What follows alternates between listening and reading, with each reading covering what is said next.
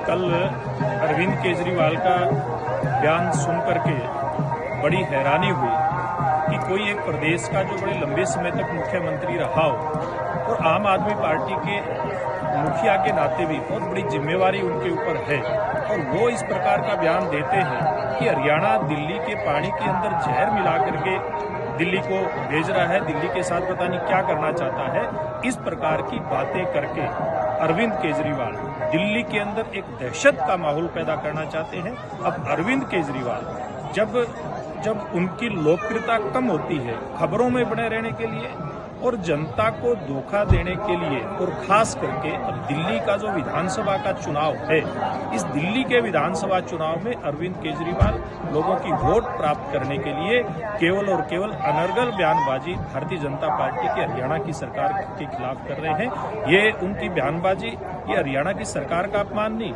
ये हरियाणा की 3.25 करोड़ जनता का अपमान केजरीवाल साहब कर रहे हैं। और अब देश की जनता, दिल्ली की जनता, हरियाणा की जनता केजरीवाल के कैरेक्टर को समझ चुके हैं, क्योंकि इन्होंने कितनी ही बार झूठ बोलने का काम किया है। कभी ये कहते थे जब हरियाणा में भारतीय जनता पार्टी की सरकार तो नहीं थी, आरोप लगाते थे कि पॉल्यूशन हरियाणा की सरकार कर रही है। पहले पंजाब की सरकार के ऊपर आरोप लगाते थे, लेकिन जब पंजाब में इनकी सरकार आ गई उसके बाद केवल हरियाणा की सरकार के ऊपर आरोप लगाते हैं, ये दिल्ली के अंदर पॉल्यूशन फैलाते हैं। दिल्ली की जनता केजरीवाल साहब आपसे पूरा हिसाब किताब करने वाली है, क्योंकि दिल्ली की जनता ने आपका सारा जो झूठ का और लूट का ड्रामा देख लिया है। आपने एक बार नहीं अनेक बार दिल्ली की जनता से झूठ बोलने का काम किया है। आपने दिल्ली की जनता को कहा था, और मैं अपने बच्चों की सर पर हाथ रख करके कसम खाता हूं कि कांग्रेस के साथ नहीं जाऊंगा। आप कांग्रेस के साथ गए, एक बार नहीं आप कई बार साथ गए। आपने दिल्ली के अंदर उनके साथ मिलकर के सरकार बनाई।